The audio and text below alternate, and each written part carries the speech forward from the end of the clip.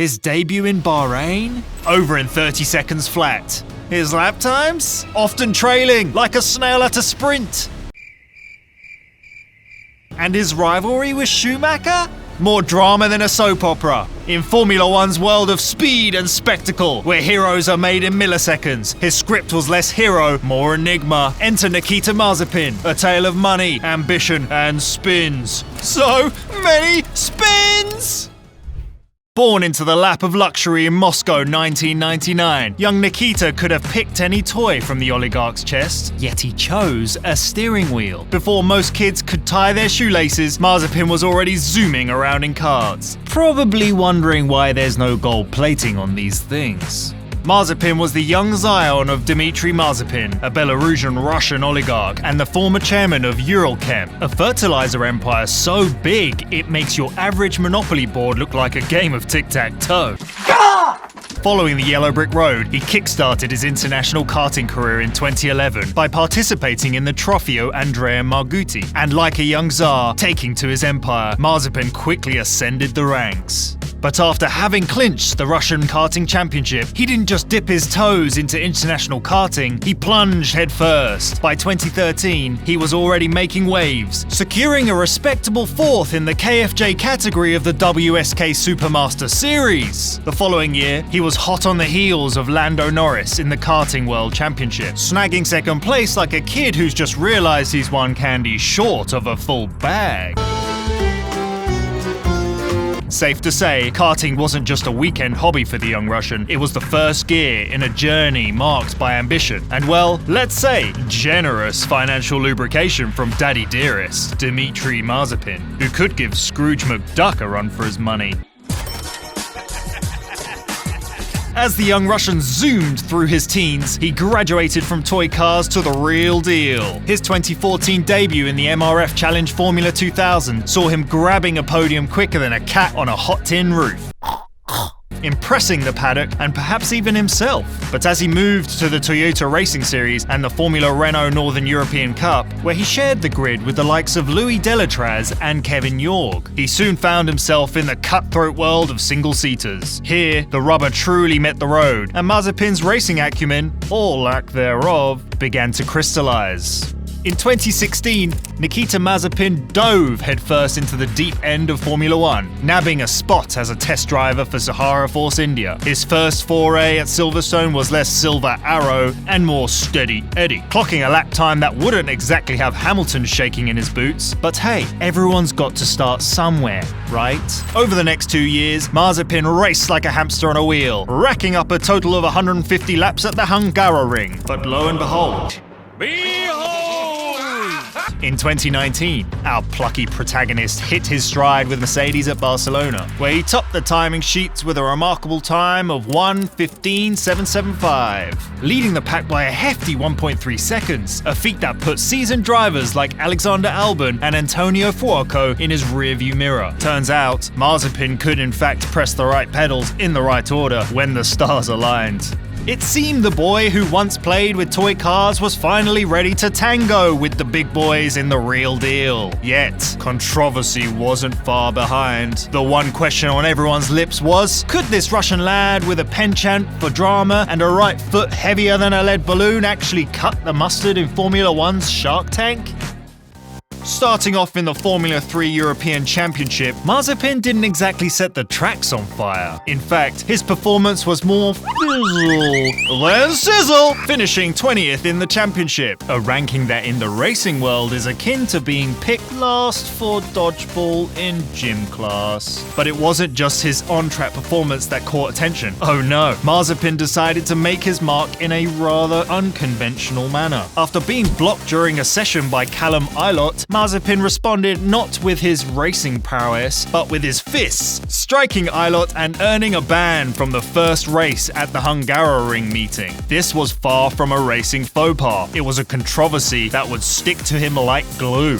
Yet, in 2017, there was a glimmer of hope. Sticking with the high-tech Grand Prix, Mazepin started to find his groove, finishing in the top 10 and stepping into the podium thrice. It seemed our protagonist was scribbling a comeback story, one podium at a time. One step at a time, Bartholomew. Stairs are very treacherous. But 2018 was the year he went from being just another name on the grid to the man of the hour in the GP3 series. Here, he wasn't just another driver, he was a force to be reckoned with. He won the most races of any driver that year, 4 in total, and finished a commendable second in the championship, just 16 points behind Antoine Hubert. It was a stellar performance, one that suggested Mazepin might have what it takes to climb the racing ladder.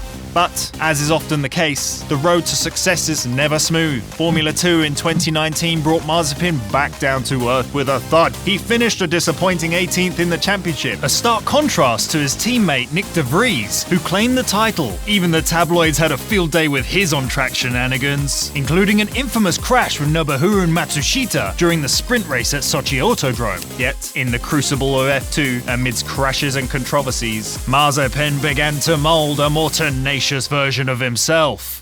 "I have lost a lot of confidence," he confessed, but it was these very struggles that laid the groundwork for a comeback. In 2020, his performances in F2 improved dramatically, highlighted by his first victory in Britain and another win at Mugello. Yet, it wasn't all smooth sailing. He was penalised on the final lap of the Belgian feature race for pushing Yuki Tsunoda wide, which cost him a potential victory. Each race was like a new episode in the Mazepin Misadventure series, complete with penalties and on-track escapades that had pundits and fans alike scratching their heads over his unorthodox driving style. In the world of F1, where precision is king, Mazepin had decided to play the court jester. Mazepin's entry to F1, backed by the hefty Uralkali sponsorship, was like a billionaire's son arriving at a street race. All eyes were on him, but not necessarily for the right reasons. The 2021 season greeted Mazepin with a harsh welcome. His F1 debut in Bahrain lasted less time than it takes to make a cup of tea. A spin at the third corner, putting an abrupt end to his first race. What followed was a season that seemed more like a blooper reel than a highlight reel, from spins and crashes to a series of driving mishaps, not to mention the battles with his teammate Mick Schumacher. What the f is he doing? Mazepin's debut season left much to be desired. As the season progressed, Mazepin found himself consistently at the back of the grid, his best finish being a 14th place at the Azerbaijan Grand Prix. Each race weekend seemed to unfold like a chapter of misadventures, from Imola's treacherous wet conditions where he span, to the narrow street circuits where he found himself more often a moving chicane than a competitor. Wherever this rookie driver was in the world, he always managed to find some new and creative ways to keep the stewards busy. The Haas car, trailing the pack like a tortoise in a hair race, paired with Mazepin's daredevil antics behind the wheel, meant that his performance was more like a comedy of errors on wheels. In Portimao, the Russian's antics saw him playing an unwelcome blockade to Sergio Perez, a maneuver that earned him a penalty and the ire of the Red Bull driver. It was a pattern that would repeat itself, with Mick Schumacher, the son of the legendary 7-time F1 champion himself. And so, Mazepin's first season ended not with a bang, but with a whimper. His place in F1 as shaky as his grip on the steering wheel. Away from the roar of engines, Mazepin's off-track behaviour sparked its own firestorm. The ink had barely dried on his Haas contract when a social media storm erupted, resulting from a video on his Instagram that showed him engaging in questionable behaviour with a woman. The F1 community, known for its high-speed chases, was quick to chase down this controversy, with many questioning his entry into the sport. Haas, caught in the whirlwind, condemned his actions, while Mazepin, perhaps realising that F1 is more than just fast cars and champagne, issued an apology, deleted faster than his lap times. On the other hand, comparing Mazepin to his more seasoned counterparts was like comparing a rowboat to a yacht. He was consistently outperformed, not just by Schumacher, but by the entire grid. His struggles with the car's sensitivity and tyre management were as evident as the sun on a clear day. His few moments of glory, like overtaking Schumacher at Silverstone, were as rare as a blue moon. In the F1 paddock too, Mazepin was about as popular as a rain cloud at a picnic. His penchant for blocking faster cars, including the likes of Sergio Perez, earned him not only penalties, but the ire of fellow drivers and fans alike. But it was within the confines of his own team where the most intense drama unfolded. Schumacher, with a name that echoes through F1 history, and Mazepin, the embodiment of wealth and ambition, were like fire and ice. Opposites attracting not harmony, but competitive tension. Mazepin's aggressive driving style often put him at odds with the German, and from high-speed blocks in Baku to tight battles in Monaco and strategic disagreements in France and Britain, it was clear that this was more than just a fight for position. Haas team principal Gunther Steiner found himself navigating this tricky terrain, balancing the competitive fire with the need for teamwork. The incident at the Italian Grand Prix, where Mazepin's aggressive move resulted in a collision with Schumacher, was a testament to the intense rivalry brewing within the team. But the rivalry reached a boiling point at the Dutch Grand Prix, where a qualifying squabble over track position saw Mazepin accusing Schumacher of deliberately thwarting his lap. Haas's attempt to manage their driver's launch sequence backfired, laying bare the complexities of managing two ambitious rookies. Then came Monza, where drama turned physical. Mazepin's terrifying collision with Schumacher was a scene straight out of a high-speed action movie, resulting in yet another apology from Mazepin and a clear demonstration of their simmering competitive edge. So, as the Monza dust settled, the Russian found himself more a subject of punchlines than podiums, outshone, outpaced, and often overlooked.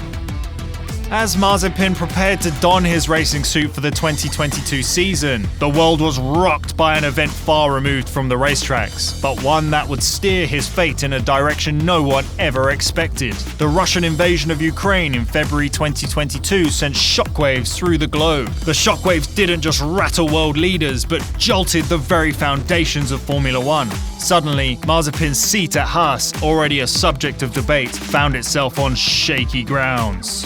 Quicker than Mazepin's infamous Bahrain spin, Haas decided it was time to cut ties. They terminated Mazepin's contract and cut ties with Uralkali, the team's titled sponsor, and a company closely linked to Mazepin's father. The news hit F1 like a shockwave, sending ripples across the sport.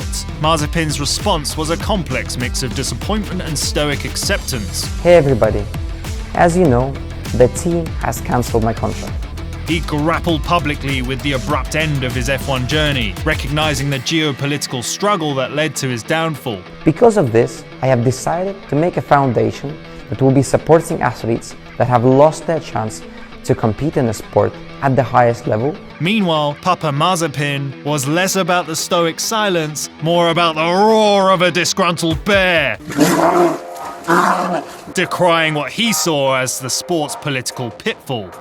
For Mazepin, this unexpected pit stop in his F1 journey was a harsh reminder that in the race of life, even the well-oiled machine of wealth and influence can sputter in the face of global events. And in the annals of F1, he left behind a legacy that was less about tire marks on the asphalt and more about a career that skidded off course in the most unexpected of ways. As we wave the checkered flag on Mazepin's story, hit that like and subscribe button for more tales from the track. And in the comments, let's hear your thoughts. What could Mazepin have achieved in F1 under different circumstances?